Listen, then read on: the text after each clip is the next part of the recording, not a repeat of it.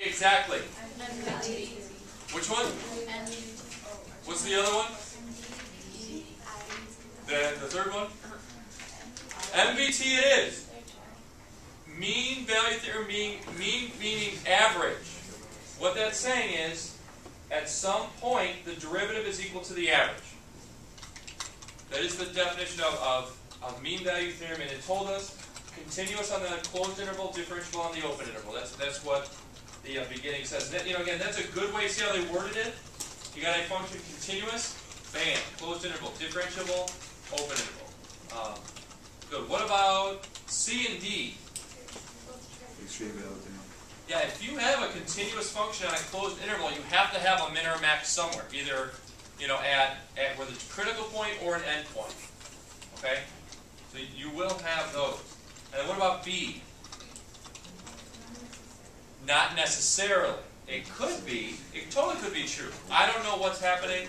It doesn't have to be true. Okay. Try 13.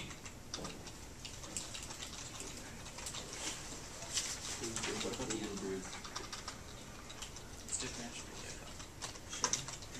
It might be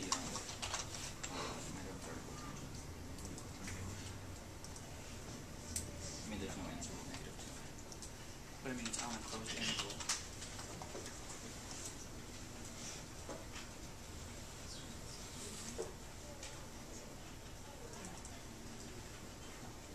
It's on an open interval. But it's asking for negative 2, 2, 4.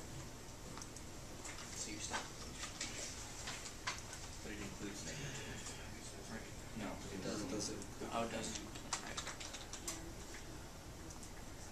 So that means it's 0, 2.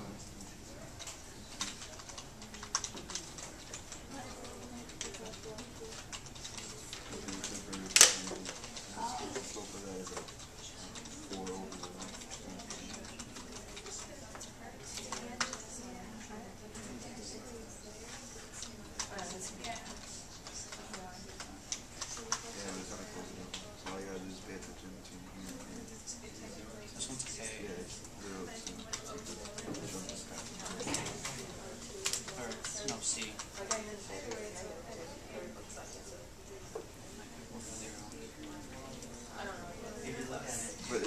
Great question. Look What questions? What values of x on one interval? Look at the last sentence. On the open interval. Good question. Yes, another one. Forward bucket. What do you guys think? B. It is B. Why is 0 no good? First off, what was the first question you guys asked yourself when you started this problem? What are you looking at? What are you looking at? Yeah. What are you looking at? This is the original function. Okay, again, ask that. I am looking at the original function. Great. Okay, so this function will not have a derivative at 0. Why? It's discontinuous. If it's not continuous, you can't even play the differentiable game. But why at 2? Yeah, meaning if you graph the derivative itself, you would have an asymptote there. You would have a discontinuity on the derivative graph.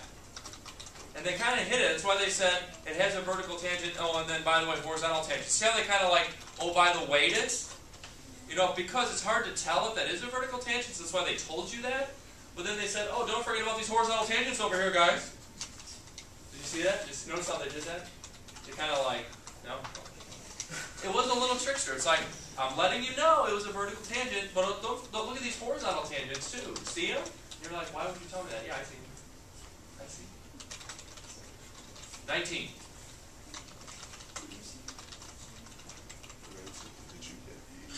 C.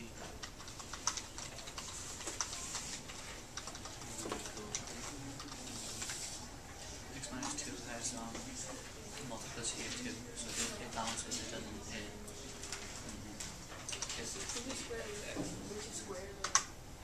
So it's not equal to 0 there. So what? It's not equal to 0. X equals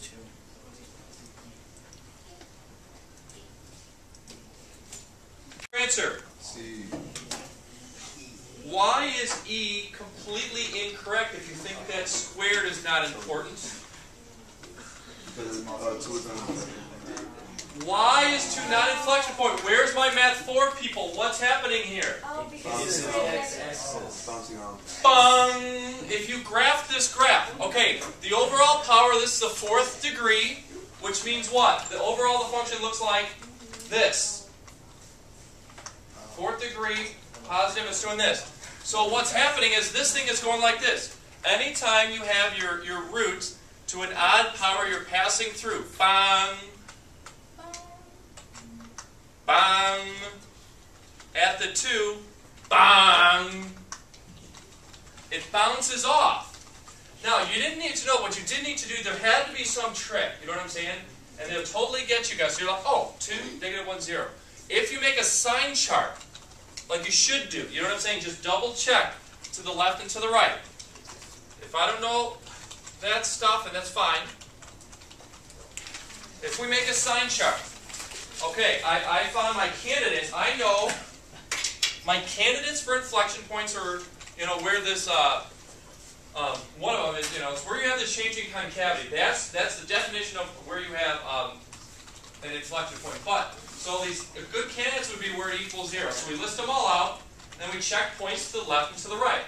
So a point to the left of -1 is like -2. What's this going to be? Negative this. Negative this. Yeah, see, it's going to be inside, it's going to be negative, but we're squaring it. So this thing is always going to be positive. Does that make sense, you guys, that little term?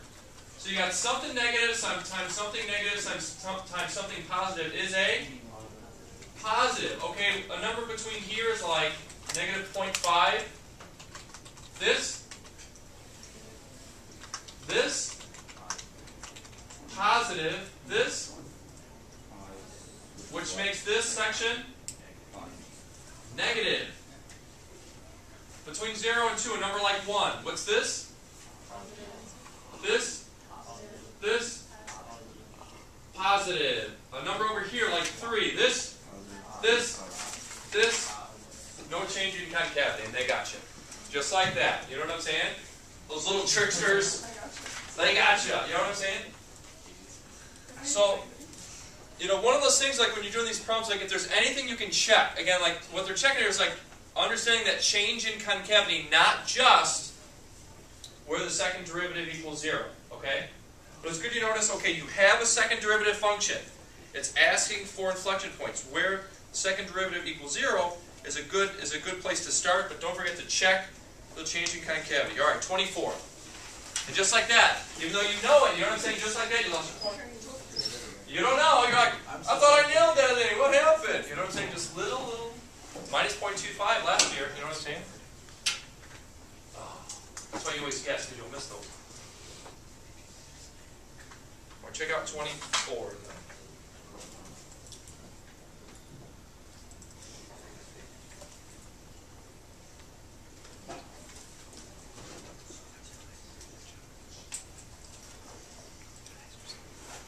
Interesting question that it's asking.